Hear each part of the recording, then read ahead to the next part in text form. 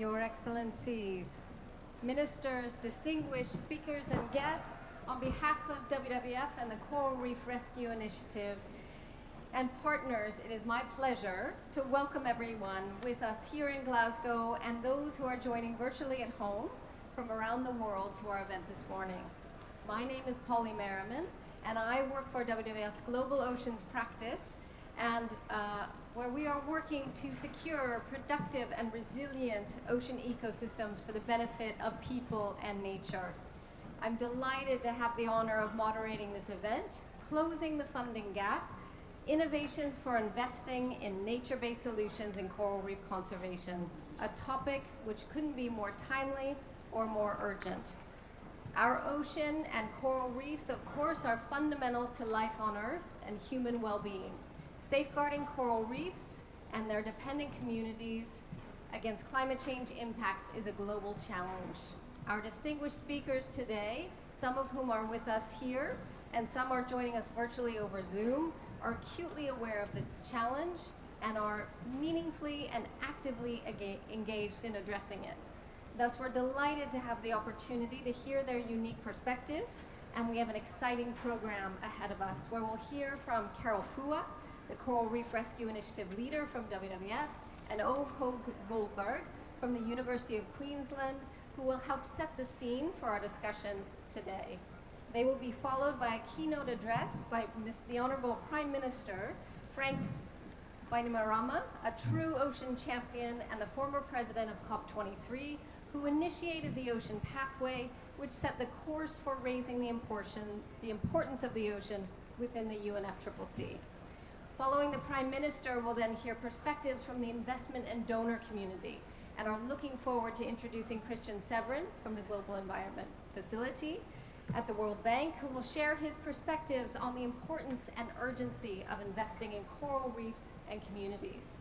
We're also delighted to be joined by Yabanex Batista, Deputy Head of Secretariat of the Global Fund for Coral Reefs, who will share his perspectives on the long-term need for building sustainable financing to secure the resilience of coral reefs. We're also delighted to have Carl Deering, Strategic Partnership Lead from CARE, who will share his thoughts on how to ensure that these investments are inclusive and equitable. Finally, we're delighted to have Ambassador Peter Thompson, Special UN Envoy for the Ocean, who will kindly provide some concluding remarks from our discussion today. As time allows, we will hope to take some questions, and if you are joining us on Zoom, please do add these into the Zoom function, and our virtual team will be moderating this. So without further ado, I'm pleased to invite Carol Fua and Professor Ove Hoag Goldberg to kick off our discussion. Welcome, Carol and Ove.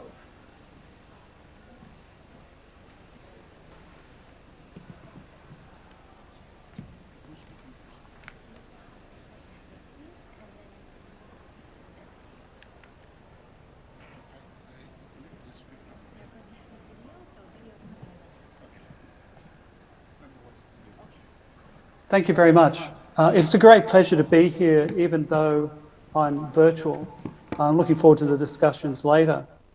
Coral reefs are among the most biologically diverse ecosystems on the planet, with 1 in every 4 species in the ocean living on or around a coral reef.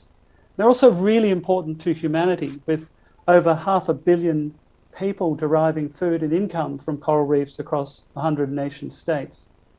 Unfortunately, however, coral reefs are in decline. A recent report from a few weeks ago revealed that 14% of the world's coral reefs have disappeared since 2009, largely due to climate change and a range of local impacts. And looking back even further, it's even more alarming, with the world having lost 50% of its corals in the past 30 years, mainly as a result of the more intense and frequent underwater heat waves, but also due to unsustainable coastal zone management and overfishing.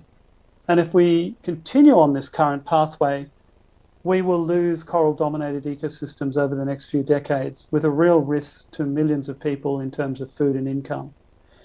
And this is why bold action is needed from COP26 to help keep average global temperature rise to as close as 1.5 degrees Celsius as possible.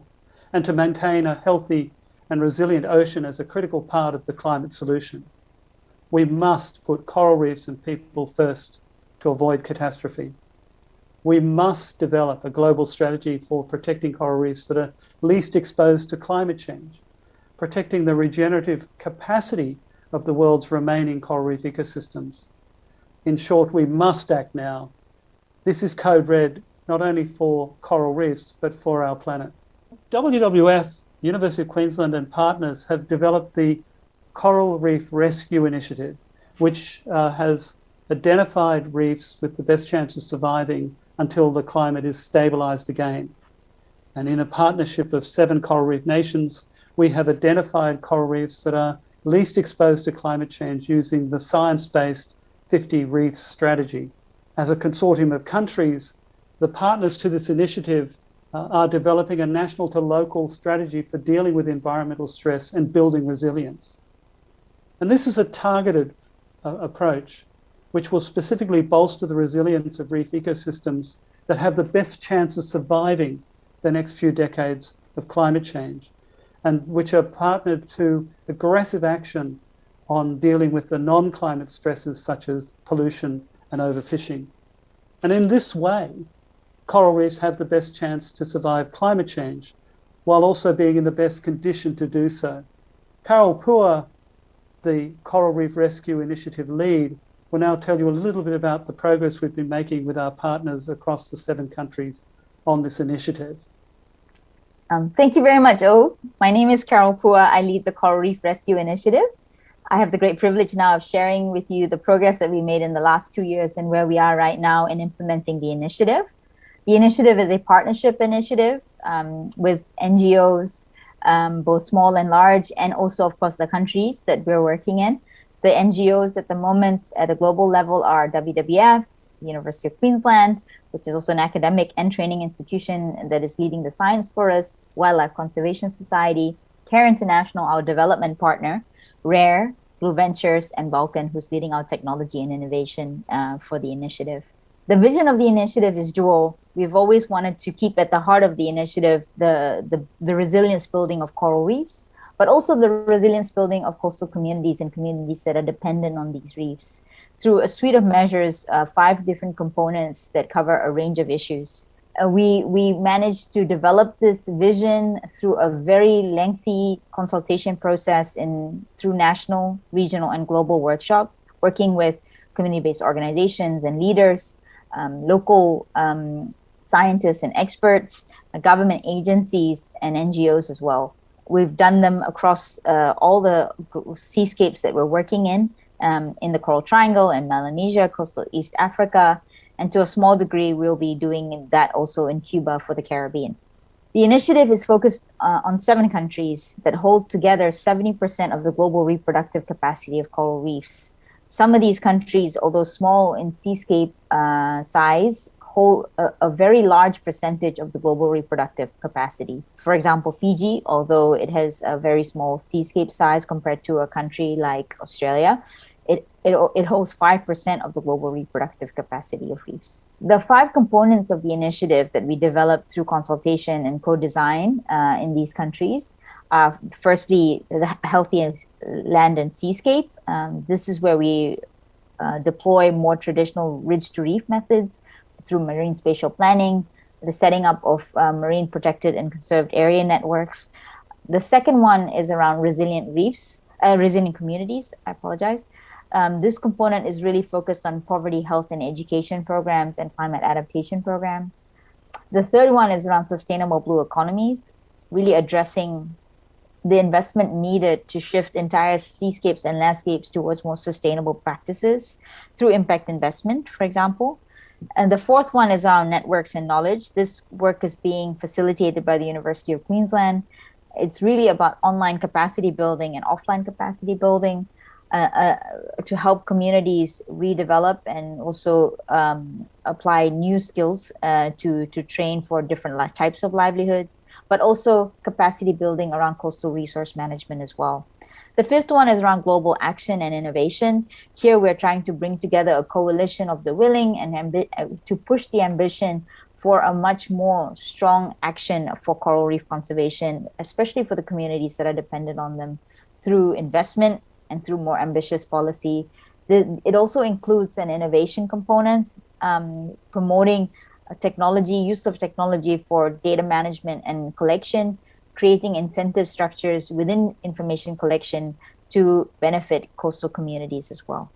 The initiative really sits at a nexus between the implementation of the UNFCCC's, the Paris Agreement, the Convention on Biological Diversity, and of course the SDGs, especially SDG 14.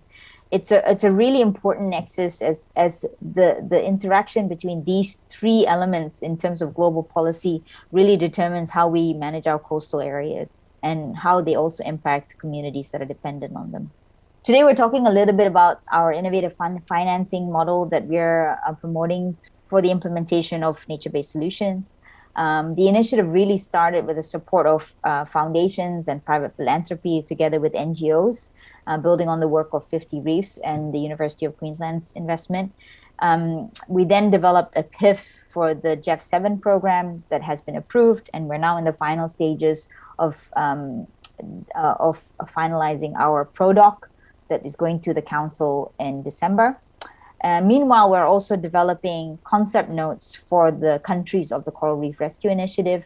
We've started with Fiji, which is in the final stages, and also next we'll be moving on to the Solomon Islands and Indonesia after that, and so on.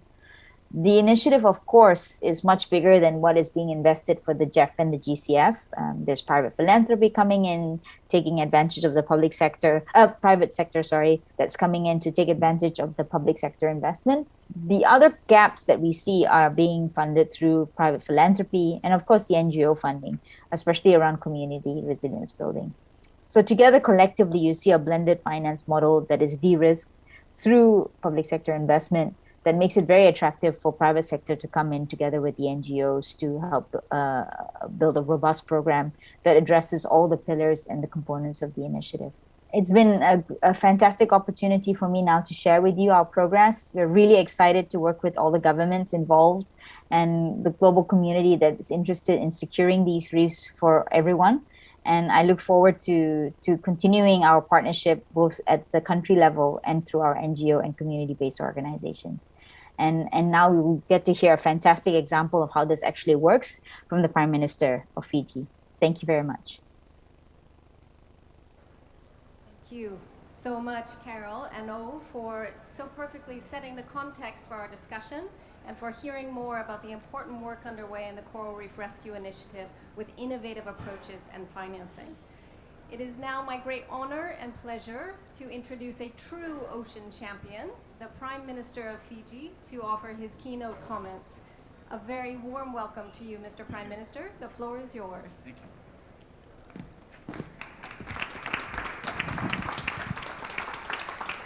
Thank you. Good morning, everyone. Before I launch into my statement, I'd like to make a quick, a brief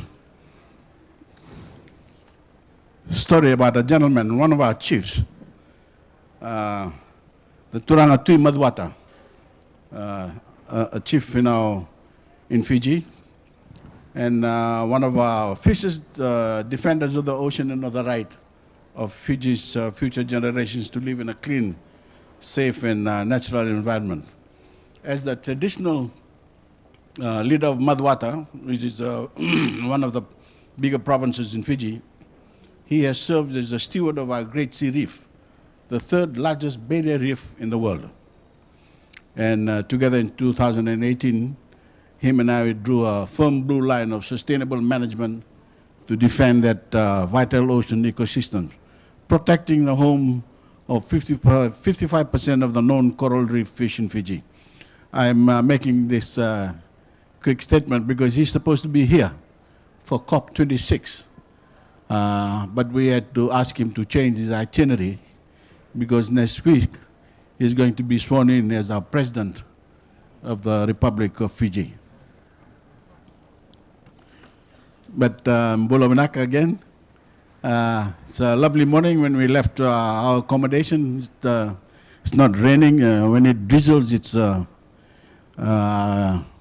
very frustrating. But I understand when it rains in Scotland, we get good whiskey. Is that correct?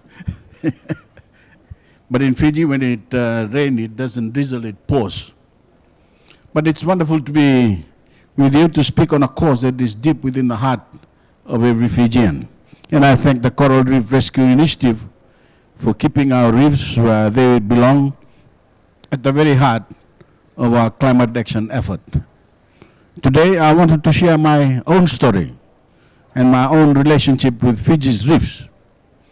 It's not an easy story for me to share, but I do so in the hope that it shows how humanity's relationships with our ocean can change and must change, as mine has. Like most Fijians, I was on the water at a very young age. My first real job really was working on board an old sailing vessel called Mororo. Ambassador knows about this vessel, a boat that already had a rich history as the personal vessel of Queen Charlotte of Tonga. It sounds nicer than it was. We were not royalty, nor were we pleasure sailing. Our main duties, there is one I'll never forget and will always regret, is reef blasting. For those who aren't familiar with this terrible practice, we were demolishing coral with explosives, carving channels for boats to safely pass through. And in Fiji, there's a big demand for boat channels. So there's, because of that, there's always a big demand for reef blasting. Sadly, that work was in high demand. As I said, and I traveled our waters blasting reefs, some of the richest and most vibrant sources of biodiversity on the planet, and went on to take that disaster skill set with me when I joined the Fijian Navy. I learned to dive properly then and became even more effective. Not your usual start for an ocean's champion, I know, but it was those years as a young man on a boat sailing our vast blue Pacific that forged the connection with the ocean that I carry with me today. As I learned more about our reefs and the lasting damage we were causing, my heart broke. When you spend your young years in a nation of 330 islands, the vast stretches of reef that surround you feel endless. It feels almost arrogant to think that you can erase them. But there are limits to their resilience, and we humans have the power to destroy them at a scale we can scarcely imagine. Blasted reefs takes decades to recover, as I found out later on. Some never have. In a matter of seconds, a single assault was erasing life systems constructed over millions of years. In 1982, by the time I had risen to the, 1987, by the time I had risen to the rank of commander in the Fiji Navy, we recognized the error of our ways. We banned reef blasting for good.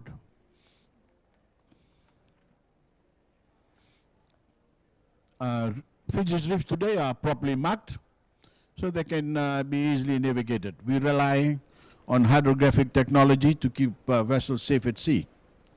Our Great Sea Reef, the third longest reef system in the southern hemisphere, and the home of half of our known reef fish and 3/4 of our coral, is under a regime of sustainable management. According to the WWF, its reefs, intertidal areas and coastal wetlands feed around 80% of Fiji's population. Blasting may no longer threaten Fiji's reefs, but these vital ecosystems remain under attack. It isn't happening as quickly as with a stick of dynamite, but it is far more extensive, far more effective, and far more deadly. And humankind, once again, is the villain. Carbon is our new weapon of choice, and when we emit it into the atmosphere, our ocean, the planet's largest carbon sink, sucks up huge amounts of it. It warms the seas and acidifies them, making it impossible for ocean life to thrive. I've watched how the changing climate is changing our oceans. I've seen mountains of bleached coral stacked on beaches. I've seen fish stocks decrease and reef structures leveled by cyclones. And I no longer suffer from the illusion that our oceans are endlessly resilient. A Fijian born today may not have a reef to visit by the time they reach my age. And in some of the more extreme warming scenarios, we risk turning the entire equatorial belt into a death zone. Humanity will struggle to survive that massive loss in life, culture, economic potential, health and food security.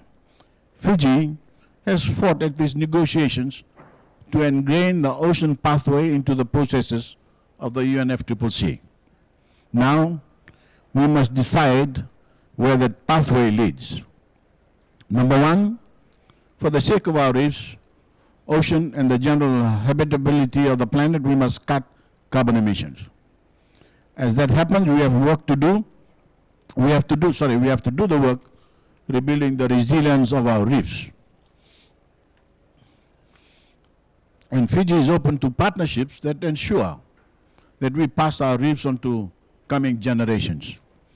Fiji has partnered with the Green Climate Fund, the Global Fund for Coral Reefs, the Global Environment Facility, the WWF, the Bezos Earth Fund, and other multilateral, bilateral, philanthropic and private sector partners to help meet our commitment to sustainably manage all 1.3 square million kilometers of Fiji's ocean. 1.3 square million kilometers, with 30% declared as marine protected areas. And we've seen that good reef management works. After Category 5 Cyclone Winston slammed into Fiji in 2016, many of our reefs in the storm's path lay in ruin. But early this year, we confirmed that those same cyclone-devastated reefs have made a remarkable comeback. The lesson is that well-managed reefs are more resilient reefs. If we manage them properly and manage them responsibly and do what needs to be done to curb carbon emissions, these ecosystems can thrive. Rather than see the colors and beauty sacrificed for the sake of the world's carbon addition, they can feed, support, and inspire coming generations. That is the carbon neutral and nature positive future that Fiji is here in Glasgow to fight for. My friends, as ocean leaders, we speak for the ocean. We are its defenders, and we must defend it as seriously as we defend our citizens. For its health will determine the quality of our future and that of our descendants. My life on the ocean, even its unfortunate start, has shaped my perspective. It's why I call out climate denial, because today we know better. The science is there. Our fate is mapped out before us. Today's teenagers in Fiji are protecting our reefs, inventing plastic alternatives, attending UN conferences, and protesting climate inaction. If a child in Fiji can do it, leaders of the world's most powerful companies and countries have no excuse. The lesson my life at sea has taught me is this: we cannot be perfect. Many of us have not been.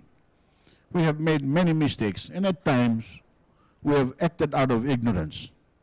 But that is no excuse. That isn't an excuse for inaction today. Let's make a promise to each other to leave the world better than we left it. Admit to our mistakes, learn from them, and grow alongside the science. By doing so, you can be the change that you want to see in the world, and you can, of course, help steer us to a brighter, bluer future.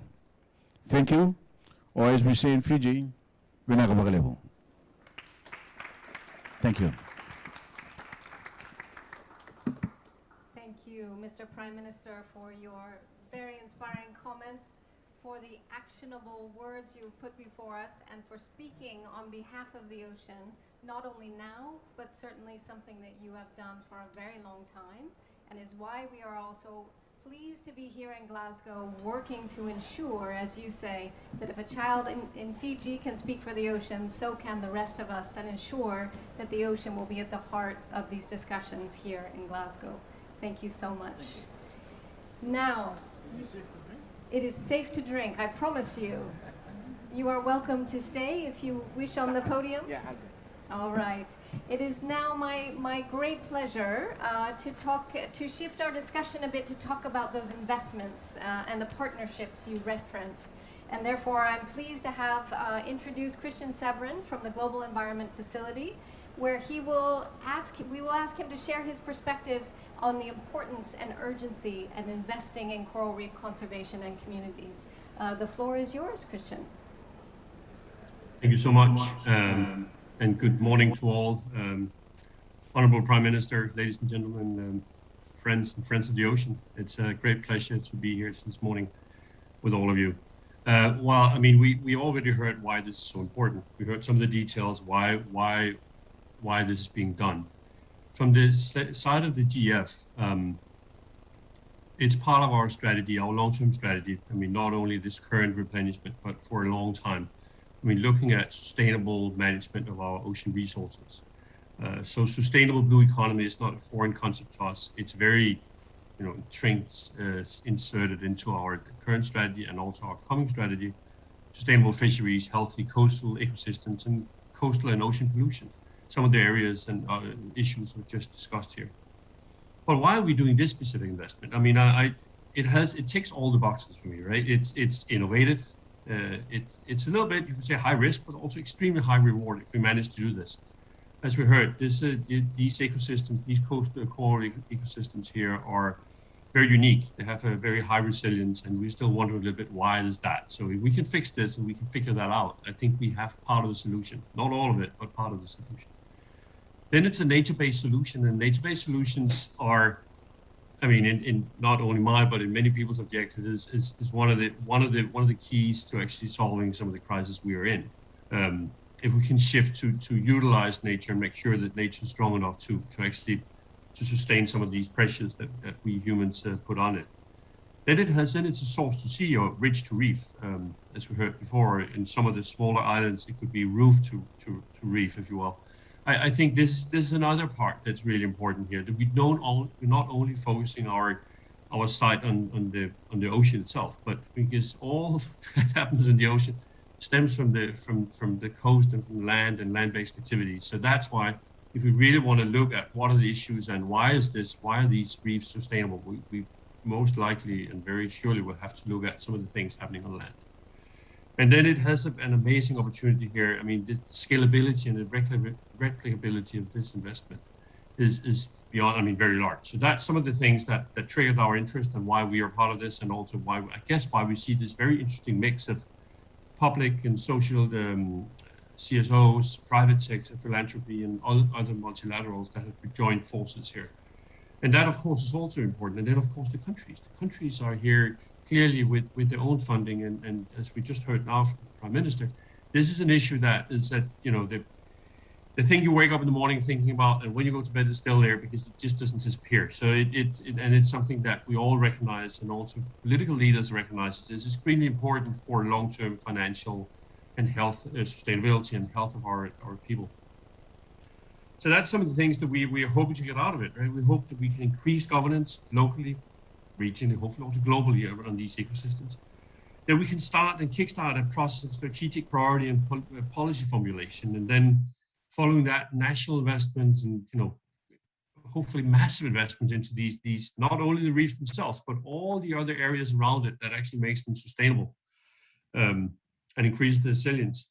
And then, of course, we need to ensure, and that I think the investment is doing that, to look at the gender and the broader stakeholder base, that we have inclusion of these different sites. Otherwise, we will fail if we don't include everybody, all stakeholders in this journey.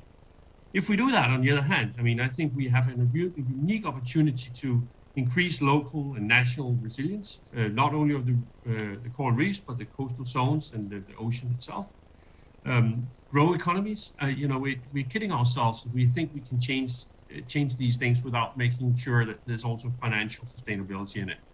There needs to be some reason for me to do it every day. I mean, I can do it because I think it's important, but you also need to make sure that it actually makes financial sense. And there's plenty of reason for this. We've seen it. We've seen that if we sustain these coastal ecosystems, it actually pays back many, many times what it will do if we just, reap it from its benefits right now and here in the short term. Then food security and biodiversity. I mean, this investment has ticked all the boxes, and not only from a blue nerd like myself, but I mean, I think for finance ministries, for long-term planners, this has all we need to see. So if we succeed here, I think we can inform, this investment can inform policy decisions. It will be able to show the value, not only the dollar value of reefs, because that's really important, but also the impacts on infrastructure, fisheries, tourism, and so forth.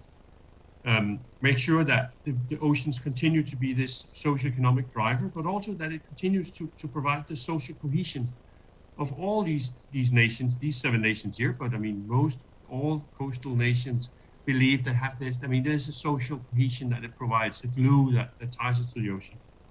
And then I think finally, we just need to remember, as the Prime Minister just told us, that we are merely custodians of the ocean and the resources within it. And we do need to make sure that there's something to wake up to look at tomorrow and in 10 years and also in 100 years.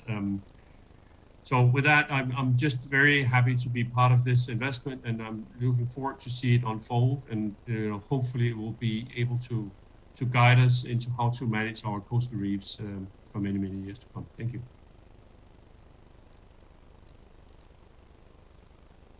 Thank you. Thank you, Christian, for those thoughtful comments. Indeed, we must have something to wake up to tomorrow, in 10 years, and in 100 years. And for that, we are so appreciative of your support and your commitment. So thank you for your kind words and importantly for your partnership. It is now my pleasure to invite Yabanex Batista from the Global Fund for Coral Reefs to offer his thoughts on how the Global Fund for Coral Reefs is looking to help address the long-term need to build sustainable financing solutions for the resilience of coral reefs. And Yabanex, we'd like to ask you to speak specifically on what success would look like from your perspective. The floor is yours. Welcome. Thank you, Polly, and good morning, everyone. It's a pleasure to be with you today. Following up on Christian's intervention, and as he was focusing on nature-based solutions, I think it's very important to keep in mind that nature-based solutions need financing solutions to be effective.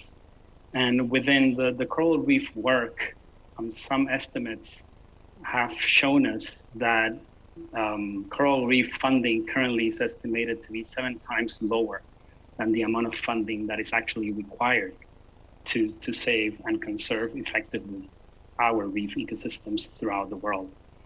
And in that sense, our vision at the Global Fund for Coral Reefs is one where we also employ, just like the Coral Reef Rescue Initiative of the WWF and partners, the blended finance approach. We are in the business of investing in positive reef businesses that help ensure the resilience of the reef ecosystems, as well as the resilience of the communities and the economies that depend on them.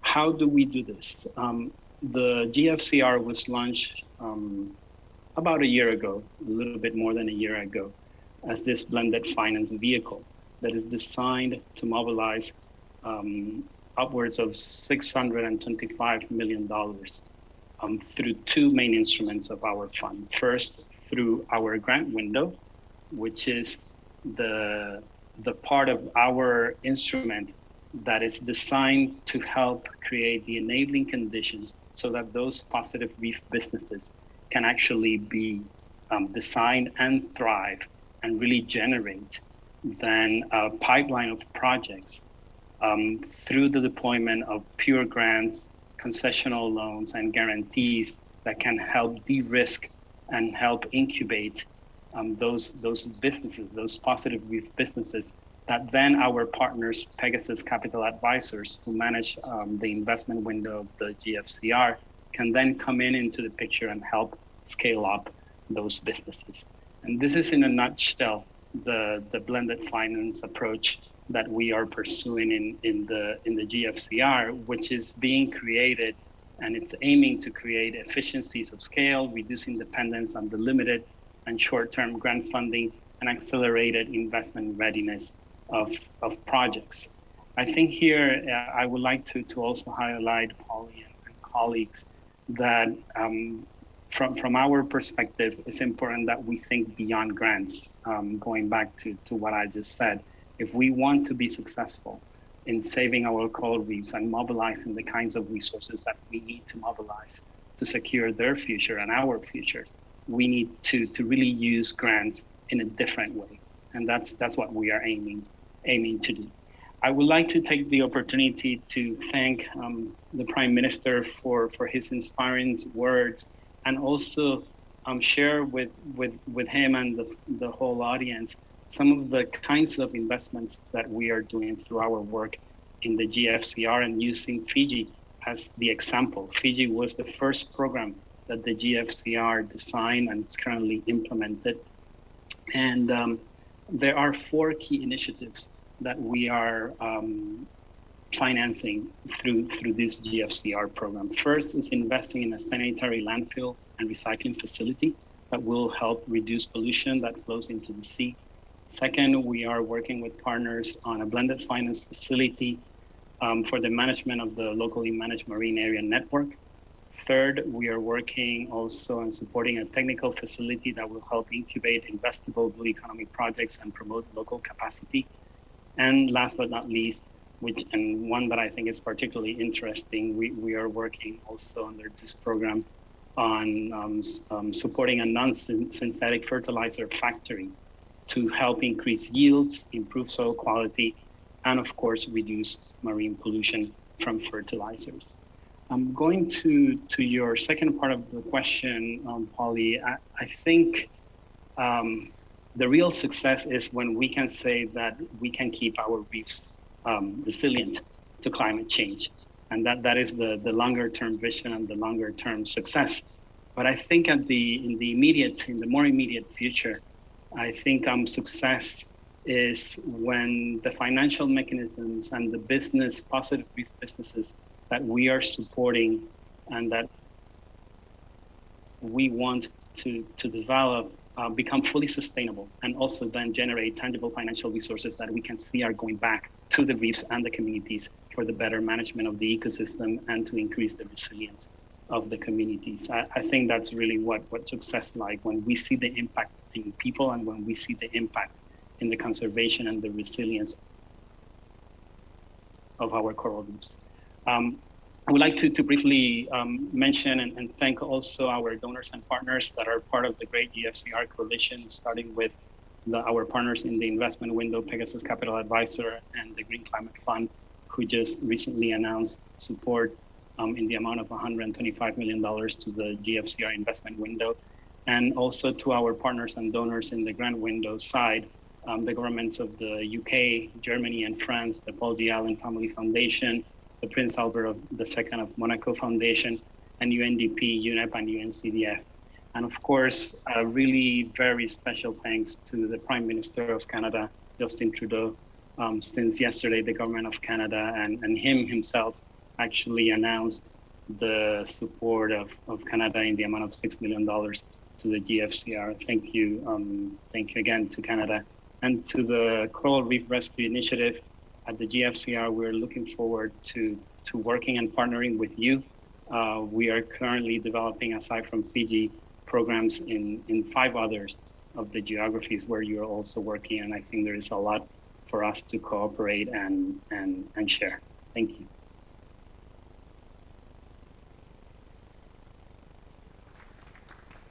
Thank you so much for those thoughtful comments, Yabanex, and it's fantastic to hear the number of committed partners that are joining forces on this critical effort. And I think the success, as you're talking about, with building the resilience of people, building the resilience of corals and the entire seascape is something, of course, that we are all eager to work together in partnership towards. So thank you again, and we look forward to continuing the discussion. It is now my pleasure to introduce Carl Deering from CARE. We're delighted to have you join us. We've talked a lot about the initiatives underway, the innovative financing approaches, the innovative political approaches, and we're very curious to hear from you about how to ensure that the approaches that we've discussed today are inclusive and equitable. Carl, we're looking forward to hearing from you, and the floor is yours. Thank you very much, Polly. Your Excellency, Prime Minister, thank you as well for your leadership. And colleagues and friends, it's a pleasure to be here and to be able to talk to you briefly about equity and inclusion. I'll start by saying perhaps that really no program in any ecosystem can get optimal outcomes unless gender equality and social inclusion is in the middle. And Christian, thank you for referencing the importance of inclusion, social inclusion in this program, and that's what is also very, very appealing and exciting for CARE. This is a question of human rights, actually, rights to services, rights to participation, to association, living incomes, the right to food. Actually, it's about a spectrum of rights.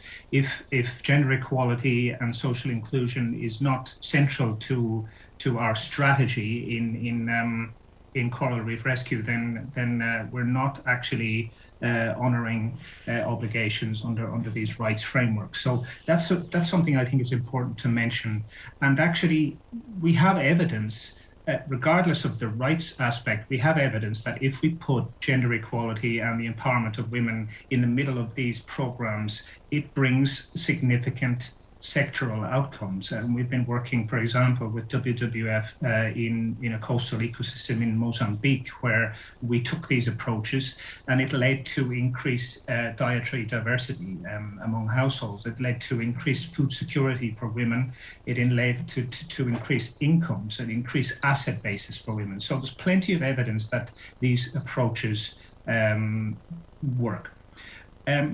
Under the Coral Reef Initiative, we've actually carried out a little bit more research and investigation together with partners at James Cook University, gender specialists there, as well as with World Fish, and we found that actually these approaches are unfortunately not universally applied in coral reef programming and in coastal livelihoods programming in general, and we found significant gaps actually, including a lack of analysis, a lack of data generation, data capture around gender and social inclusion issues and differential vulnerability, the vulnerabilities that different sections of society are facing, gaps in the prevention and mitigation of gender-based violence, gaps in the upholding of human and environmental rights, gaps in attempts to shift harmful social norms and structural barriers, institutional barriers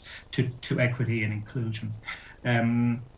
Gaps in actually the processes, governance processes, are not always gender equitable. And I think that's something that there's lots of space for improvement. So let me try and conclude, Polly. The question is around how, is around financing, and this discussion is about financing.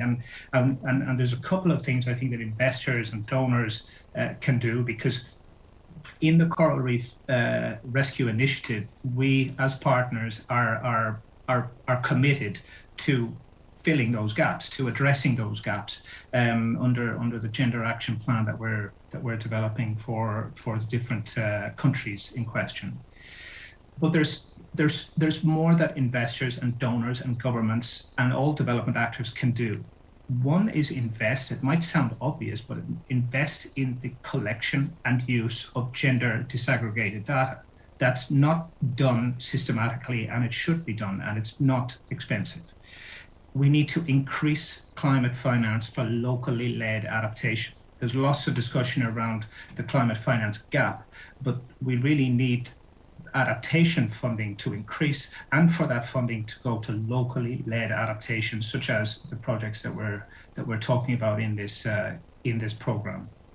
We need to design national adaptation plans that are fit for purpose when it comes to equity and inclusion. These plans need to be gender transformative, and they need to invest in women's leadership, for example, in the leadership of Indigenous peoples, in the leadership of young people. This is an obvious route to increasing inclusion and equity. And finally, when it comes to climate finance in general, I think the portfolios of multilaterals and donor institutions need to include gender objectives and hold implementers to account and publish the results of the monitoring and evaluation of those gender objectives. So I'll leave it there, Polly. There's a couple of thoughts around the issue of equity and inclusion. So back to you.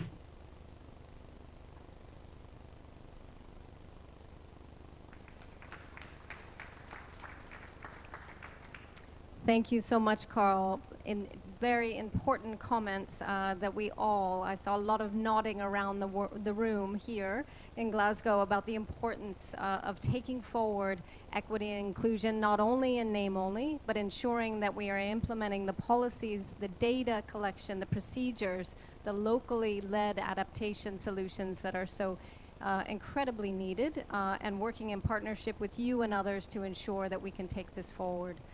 So thank you very much. Now, Carol and Ove kicked us off. I wonder, we're running low on time, but before we turn over the floor for a conclusion, I wonder, Carol, Ove, if you would just like to add a very brief comment on the discussion you've heard. And Carol, from the perspective of the Coral Reef Rescue Initiative, a very brief comment, please. Thank you, Polly. I hope you can hear me all right. It's wonderful that we are able to participate virtually at the event today, and it's good to see there's so much interest on this topic.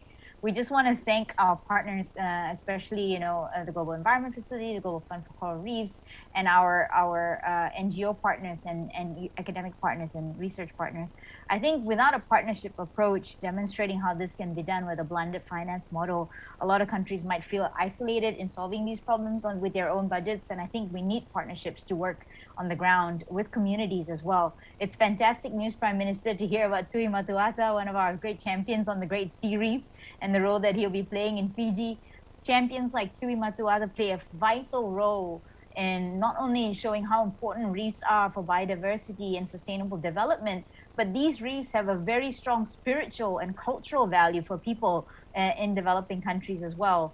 And nature-based solutions are not something cold. They're something that are important and vital to ensure that societal values are maintained and biodiversity can thrive in sustainable development models. So thank you very much for coming over to our event. I'll pass it over to Ove to say a few words. Well, I won't take much time, but just to say that I think it really does illustrate how many perspectives are needed to get a solution where reefs survive climate change.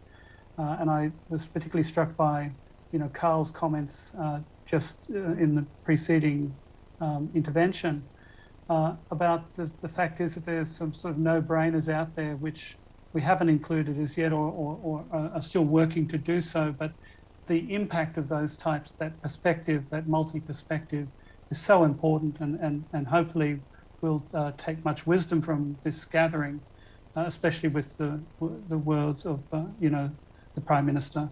Thank you very much.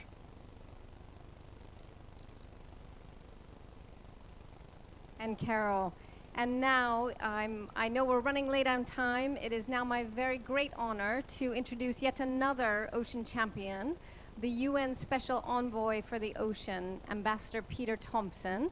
It is a pleasure to have you here and offer a few concluding words. Please, you're welcome on the stage, and the floor is yours. Thank you very much, everybody. Thank you to the Prime Minister for his words. Excellencies, ladies and gentlemen, the Prime Minister admitted one thing about his sailing background. He actually is a true sailor. If you see people putting their elbows on the table at very high formal dinners, if you're from the sea, you know that that person has been around the Cape Horn under sail. And Prime Minister Fiji is in that category. And I know a few others, but he is one. So he knows the sea. He knows what he's talking about in that regard. He also referred in his speech to that day in 2018 when we went to Maduata. The Naturanga to Maduata was there, and with the Prime Minister, they committed Fiji to the defense of the Great Sea Reef. I was there. Eric Solheim, then the head of UNEP, was there. WWF was there in force. And I make that point because progress is a process. And what we saw that day kicked off much of what you have just heard about over the last half an hour. The identification of the problem, looking for the solutions, and then finding the funds to implement those solutions. So that process is underway, it's working. I would like to just say that, what are we talking about here? We're basically talking about defense of life. Why do I say it in such grand terms? Because we know there can be no healthy planet without a healthy ocean. And we know that the ocean's health is measurably in decline. All factors indicate that. One of which, of course, is the future of coral. And the IPCC has said with very high confidence that we lose 79% of tropical reefs when we hit 1.5, and we're not far from 1.5 now. WMO, meantime, says by the end of the century, 3 degrees, unless we dramatically change course. So what are coral tropical reefs? They're the bunkers of biodiversity. As I say, we're talking about life here. They're the bunkers of life. 30% of biodiversity in the ocean is contained in tropical coral reefs. Take them out of the equation, and can we have a healthy ocean? Can we have a healthy planet? I think the honest answer is we don't scientifically know at the moment. We haven't been there yet. We've never been there. But the ocean is acidifying at the fastest rate in history, and we're going to be there soon unless we change our ways. So that's the import of what we're talking about here. We're actually talking about defense of life. I was at a dinner last night, and John Kerry and Al Gore addressed us, and in terms of a message of hope, Al Gore in particular has been to every COP from the beginning. He said, this is a very different COP. There is no need for any further convincing. Everybody's got it. We're in this very dangerous situation. And that he's very confident, as was John Kerry, that the core outcome of this COP is going to be a positive one. We're going to get the language on things like ocean climate nexus to give us the success we want, to move the climate finance needle in the direction of sustainable blue economy, things like that are required. They were both very optimistic in that regard, but emphasize the fact that, yes, we are at a very, very dangerous time in history still. I was addressing across the road here, just across the alleyway at the Indonesian pavilion this time yesterday, about the fact that Indonesia is going to be home to one of the treasures of the world, as I'm happy to say, is Fiji and Cuba, Madagascar, Tanzania, Philippines, which is that they will be the reefs of resilience that exist when that 70 to 90% factor has kicked in.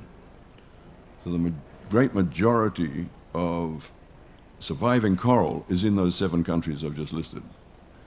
So that is where we, not only is there a great responsibility, which was exercised by Fiji on that day in 2018 that I mentioned, but what I was saying to the Indonesians yesterday is it's an immense responsibility for the planet that they are the repositories of those resilient reefs. And everything has to be done right to protect those reefs. And that's not. And you may be wondering why they've got the reefs. It's to do with upwellings of cooler water. It's to do with currents and so on. But the calculations have been done, and that's where they are. So huge responsibility. Why? Because of those factors that I mentioned about the logic between a healthy planet, healthy ocean, and the coral's place in that. So, folks, I want to leave it with you that progress is underway. It's a process, and we can see that from that day in Malawata through to here we are today. We've just heard about the hundreds of millions of dollars that are now starting to flow in things like the Global Fund for Coral Reefs from Jeff, from Canada, and we can expect a lot more of that to happen. Why? Because it's about humanity protecting ourselves.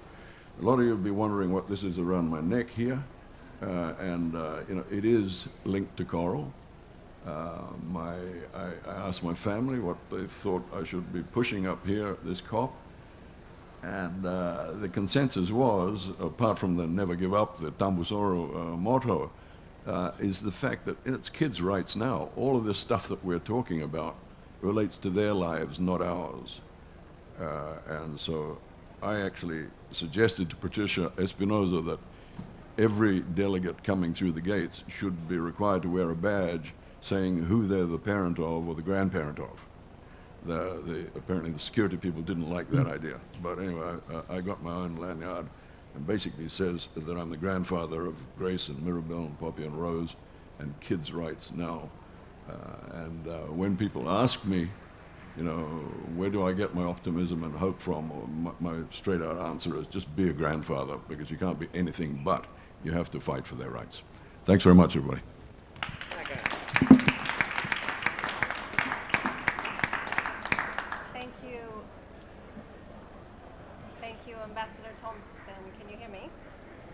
Thank you, Ambassador Thompson, and I fully support that we should all have a badge, as you do.